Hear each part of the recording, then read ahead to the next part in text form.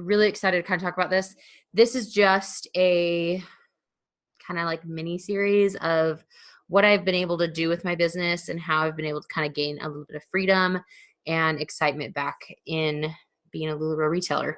This is very surface level, what we will start with. And as we go on and as you have more questions or you want to meet with me outside of trainings, it will become more in depth.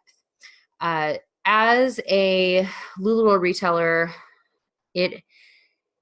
let's see. Well, I've been in the business for 3.5 years, and most of y'all have been in the business for at least a year.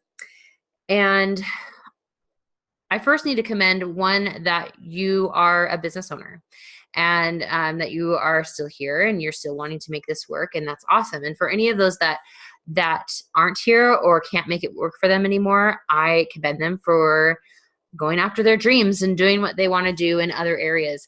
I feel that LuLaRoe can be a very good stepping stone into something else, or it can be a stepping stone into a greater amount of support and income here inside of LuLaRoe. What I want to kind of talk about is how we as retailers kind of become the detrimental to our business. There are different things that I realized that I was doing, and not only I was doing, but fellow friends and fellow retailers and our teammates do consistently, or that did consistently. Anything that I think is that I feel like I've watched people come in and leave, and there have been specific things that I can see that happen outside of just not wanting to be here anymore. Because if someone doesn't want to be here anymore, or they don't want to own a business, that I cannot change, and I can't change or help, because that is completely 100% how I support my teammates if they've decided that it's not for them, or they just don't want to run a business anymore. However, if you are still here and you want to be a business owner and you want to be successful in your business, then that I can help with and that I can work with. So I came down to what I feel like, and this might change throughout the months, and like I said, the business is always changing because our customers are always changing, and the way that we sell is consistently changing. But there are 5 things that I feel like we as retailers do that become possible strengths and possible weaknesses for our business. And these things, again, are very surface level, and we will get into these more detailed throughout the next few weeks of how to handle that situation and how to turn it into a positive and how to help your business grow from it. The first thing, the most important thing, maybe I should have made this number 5 because it's most important, but the thing that really came to the forefront of my mind when I took my break. P.S. sidebar, I did take a break from my business. You guys all saw that. I announced it in the team page. I announced it in my shopping group. I took 10 days off. My profit in my that I feel is for our times, that is in my religion, did challenge us to take this 10-day fast away from anything that was not feeding our soul with positivity or was not making us feel good. Basically, that's how I heard it and how I internalized it. And at the time, my business was not doing that. And I love my people. I love my VIPs. I love my customers. I love my teammates.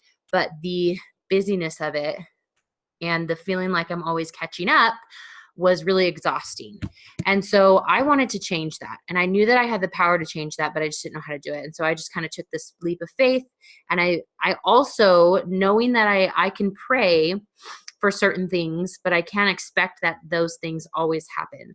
For instance, if I'm going to give a sacrifice of time away from my business, and I pray that the Lord will watch over my business or the higher being or whatever, if I pray that it will be okay, I can't expect that will always happen, because that may not be the blessing that I need from that sacrifice. So I also made business decisions while I was gone. One would be that I would listen to people outside of LuLaRoe who run successful businesses. And then 2 would be that I would challenge my people to post pictures of themselves. And when I came back, whoever did it for the 10 days would get $50. And it was a big chunk of change for me to give away. So I knew that I couldn't give it away the month that I came back, But I knew that if I had created a momentum big enough that I could sacrifice that money in a sale the next month. And so I allowed them, I came back in November and November 13th, I believe, and I allowed them to use it in December. There was about 6 people, so 6 times 50, about $300. And so if you think $300 of retail, I gave away wholesale is about $150. And so I had to make sure that that was okay with me. I could have had 20 people when I came back, but thankfully not everyone remembers to post a selfie of themselves every day. But I had enough where when I came and I snuck in and I peeked on my page in the middle of it, I saw tons of pictures of other people. And what ended up happening was it created a community without me. People were starting to comment and compliment on one another. I do feel like that is a magic sauce that happened in my group. I cannot attest everything that I did. I can't say that everything is mathematical and that because I did this, I got this. I really feel like my VIPs also came together and helped support me through that break. All of us have been in the business long enough where we have people that love us and adore us and would support us in taking a break. And so if you need help in doing that, figuring out time and all of those things, it's not for everyone, but it worked for me. And I'm grateful because it gave me excitement and it gave me the willpower to keep going. So you needed to know that side note because while I was gone, these were the things that I felt like I was doing wrong with my business. And as I spoke with top 100 retailers, teammates of mine who are mentors and coaches in the company, teammates of mine who are just sponsors, who are just retailers, and I don't mean just, what I mean is that they have tons of experience taking care of their own business and not having to worry about other retailers on teams. And so there's actually usually a lot more experience there that I like to soak up from them. And then talking to my teammates, talking to you guys and getting feedback on what works for you. What are the top sellers, things like that. And this was what I felt was the number one thing. We continue to look at ourselves as a LuLaRoe business owner. And so we pigeonhole ourselves into just defining us by being a LuLaRoe business owner. And we forget that because any other business in the world, if you took a lump sum of money, invested it in product, and then had to sell that product, you are a business owner. You're not just a LuLaRoe retailer. You're a business owner. And I can say that till I'm blue in the face, but you have to literally, and I challenge you all, look in the mirror and tell yourself, I am a business owner. I'm not just a retailer trying to make ends meet. I'm a business owner. And as you come to that realization, and as I came to that realization, there are different things that will come. You'll become really creative. You will realize how capable you are. You will realize the nights that you stayed up at night dreaming about what if I invested in this LuLaRoe business? What could I do with it? You will start thinking like that again. And most importantly, you will be more creative at creating a business plan. That is so, so, so, so important. And for some reason, we as LuLaRoe retailers tend to not look at it from that standpoint. We assume that the training that is given to us, because they're great trainings, and that the home office does awesome stuff, that is enough. But let me tell you, as I've watched people come in and out of this business, those that are staying are viewing it and are attacking their business as business owners, not just as a LuLaRoe retailer that only gets their information from LuLaRoe. And so we'll kind of build on that in a minute. But do you have a business plan? And with that, what's in a business plan? Google, what's in a business plan? I'm not even kidding. You can do this stuff. It's awesome. In this business plan, you need to have actual, tangible objectives with your business. And as you reach those and as you fulfill those objectives, you need to know what are your key results that are showing you that you're fulfilling that objective. For an example, an objective of mine is to gain more followers. And so because I know that if I gain more followers, that will gain more viewers, that will gain more sales, that will gain more face work out in the media world. So my key result of that is seeing my likes go up or seeing my Instagram go up. I don't necessarily define my group member volume on my key results, because we all know we can have 100 people or we can have 10,000 people, and it doesn't matter. It depends on who are your VIPs and who are shopping. And so you could have 10,000 people and only 100 of them are shopping. And then that just, like, what's the point? So I don't think you need to waste your time deleting group members, by the way. That I think that has never really, I've never had that proven by anyone that has truly worked and made a significant amount in their sales. All I've seen it do is waste time, and that's it. So if you have a great success story, please come and tell me. But with that business plan, there's marketing plan. There is a more of we call it, the green perspective, right? Because we all know the personality colors. If you don't know what that is, it's just a very mathematical perspective of attacking your business and hitting your goals. And not just a goal or a why. This is like, we do really good at the fluff in LuLaRoe and the love and the blue and the why are you doing this? And that's awesome. Your why is great. But your how is actually, to me, a little bit more important right now to me. Because my why is not enough. I'm a business owner no matter what. I can run a business as an esthetician, or I can run a business as a LuLaRoe retailer.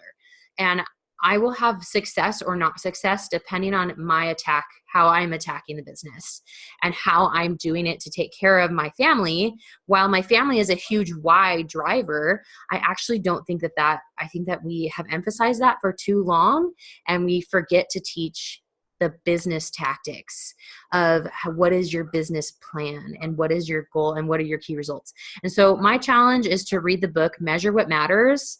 I will be completely honest with you. I've read a chapter because it's extremely confusing.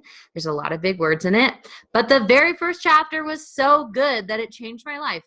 And it was, I read books like that, and I have been listening to podcasts, not from LuLaRoe Retailers, while I'm working out in the morning or while I'm doing dishes. And it has been life changing with the way that I'm viewing my business. And it has created an excitement that I haven't had in a long time. So as you do that, your mind will naturally start thinking like a business owner rather than I'm a LuLaRoe retailer, so I need to share another selfie of me in front of a rack. You will have more of a smart plan of your actual your goals for the week, so your marketing or how am I going to, am I going to open this box and sell it on a live right now? If I do that right now and I don't take the time to market and to build the hype, then I'm going to miss out on a lot of sales, because I'm only going to get the people that are available right now, not the people that can schedule it in their time. And as a business owner, side note, I'm getting too much far into it, and then I'm going to jump out of it because I want this to be surface level. But another example, what business asks their customers what hours they should be open? None. No business does that. They never ask their customers, what hours do you think I should be open? Here's the deal. You set your hours, you set your time, you run with it, and you run hard with it, and the people will conform to that. Okay, so that is more deep level of being a business owner rather than I don't want to say a LuLaRoe retailer too much, because of course we're a LuLaRoe retailer, but being you need to look in the mirror and be like, I own a business. Like, I am capable of running this like a business, not just something that I'm trying to keep up with. I still haven't quite figured out the exact verbiage for that. Okay, the second one that I feel that we do to hurt our business. We do not market creatively, and we do not market on schedule. We do not schedule our marketing very well. We are too excited, and it's super fun. I don't even know if we're too excited. We are excited. The clothes are fun, and oh my gosh, are they so fun now? The boxes are way better.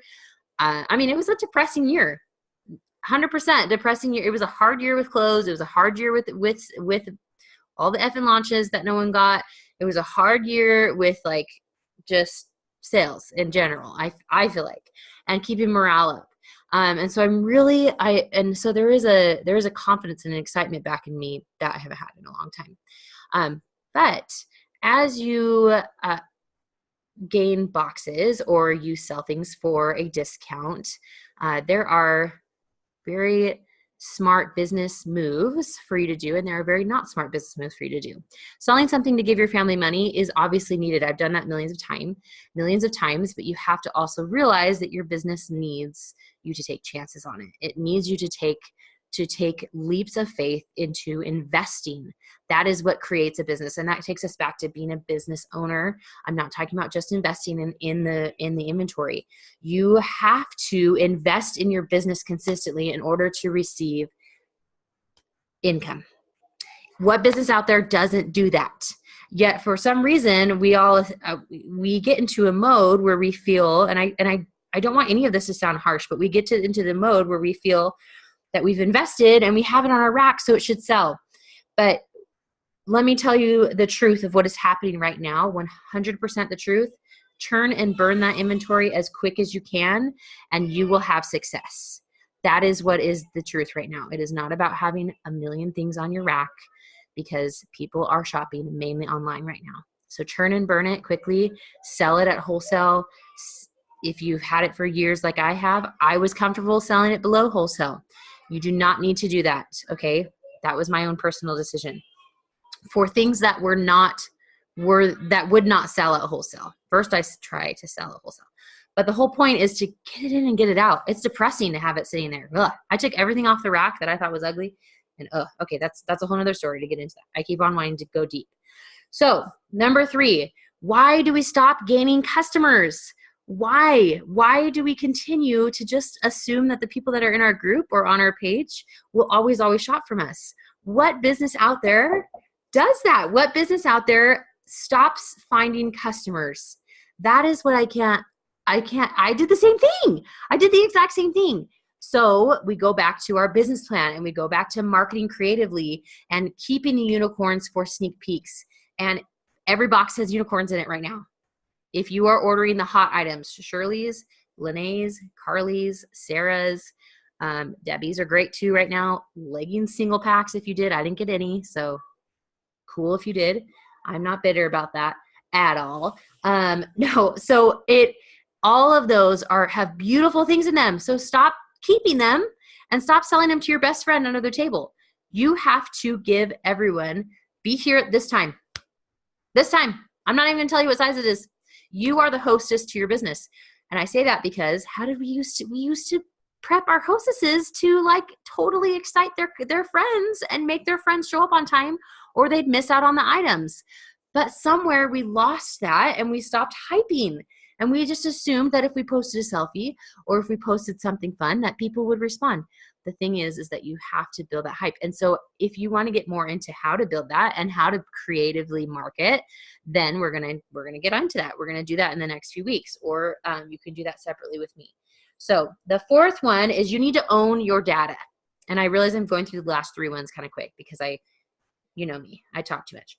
Own your data. I don't know how many times I have heard, I never get a launch, or I never get this, or if I had 15 leggings from this launch, my business would be better. You need to own your data. First off, one single launch is not going to run your business. There are plenty of amazing things. Now, maybe last year there was times where that would have happened. And I would have said, yeah, that sucks. Because there was launches like every week. And if you didn't have it, then you really weren't selling a lot. This year, though, what has happened in the last 5 months, really, there's really no excuse to not having good product. I wouldn't say 5 months. Let's say 2 months, maybe 2 months. All right. If you're investing in the correct styles, you're going to have amazing product. Now, if you go and you buy a bunch of buds, those are not selling. Don't buy any skirts right now. They're not selling because the prints are so bad. So until the prints get better, here's the deal. I'm watching for you. I have been announcing, I may not be doing my video trainings, but I do take care of my team page. And I have been announcing what are the hot styles. And I've repeated that so many times. These are the hot styles because I'm watching top 100 people. I'm friends with them and they have the thousands of dollars to invest for us so that I can see what's in their boxes so that I know, oh, that's good. Okay, good. Okay, the Amelia's are redone. Oh, Amelia's got great prints right now. Oh my gosh, if you want, but they don't sell, they're not as hot of a seller as Carly. Okay, so own your data. And part of owning that data is one, realizing the success you have had, realizing the success that you want, making the plan to get there, and also owning the growth on your page. And this is something when we get into this lesson, it will be a lot of a lot of going through your Facebook page insights and your group insights and watching how you want the graph to go. And so that's going to be but you can't be ready. You can't jump into that until you have a game plan and you have a vision for your objective in your business. So maybe your objective could be, I want to sell $2,000 a month. Okay. I don't want you to just say, okay, well, how many pieces is that? All right, so I need to do 2 pieces a day, because that's not a game. That's not actually going to give you the sale. That's going to map out how to gain like the total, but that's not giving you the physical daily activities or the weekly activities and really my simplistic plan is to do a weekly event. One big weekly event. You get 2 or 3 boxes a week, and that's all part of marketing creatively in that lesson. But why not just do one big event and prep and hype for that one big event and sell $500 to $1,000 in that event? And then guess what? Every day is small pieces of work. And then you go live maybe every now and then, but you have one big relaunch or one big launch album that only has a couple styles. Why not do that? Why not simplify it? That's so awesome. So anyway, that's part of being a business owner and being creative with your marketing. And so that will be part of that lesson. So we will own our data, and we will give it time on growth.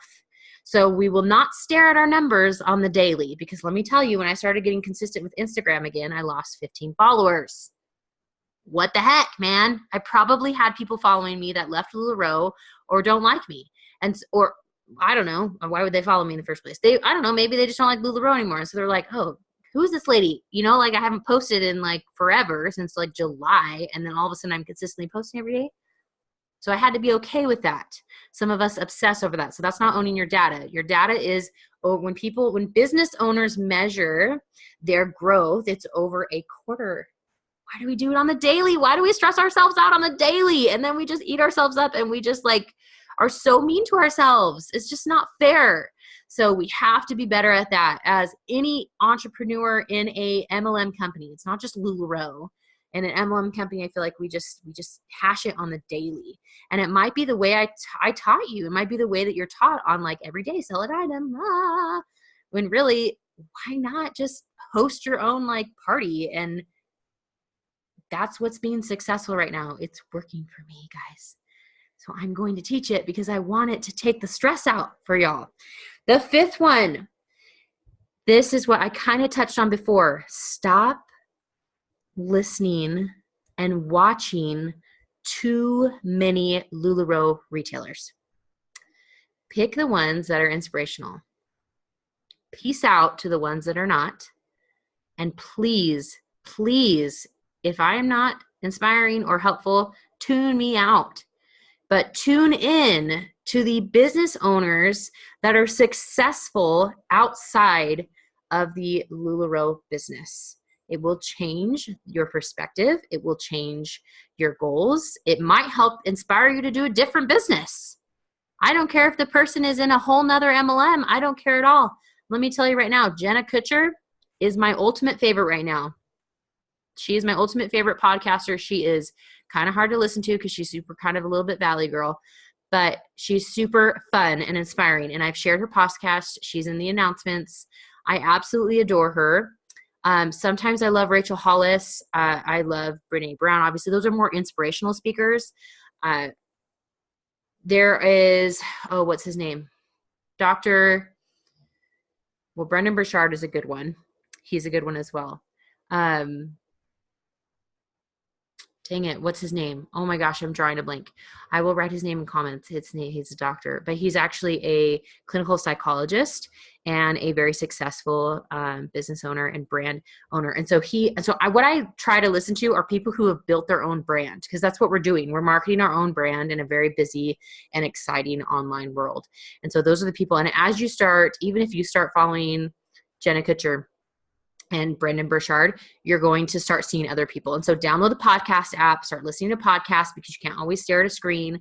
Yes, LuLaRoe Fashion Fun is very helpful, but I'm telling you right now, the most helpful thing that is helping me, help, is listening to people outside of LuLaRoe that have successful businesses or successful branding outside of that. And there is a whole topic that I can get into with that and how that's changing me and how that's changing my perspective on business. And it's super, super helpful. So that's it, guys. That's our half-hour training. I want to keep these nice and consistent and concise. And, you know, does that make sense? I want to keep these in a shorter version so that it doesn't take too long. And so next week we'll go into each of these: being a better business owner, marketing creatively, consistently gaining customers, owning your data, and not looking for training outside of LuLaRoe. These are the 5 things you can do, and they can be switched. They can be great positive things, but like I said in the description of this training, they can also be super negative things, like not being a business owner and just trying to keep up with every other retailer. That's terrible.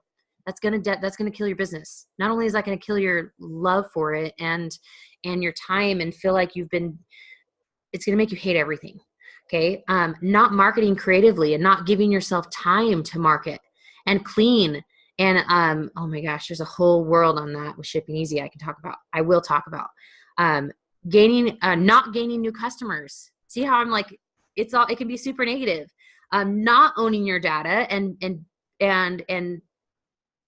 you can be upset about things, but you still have to own your data, right?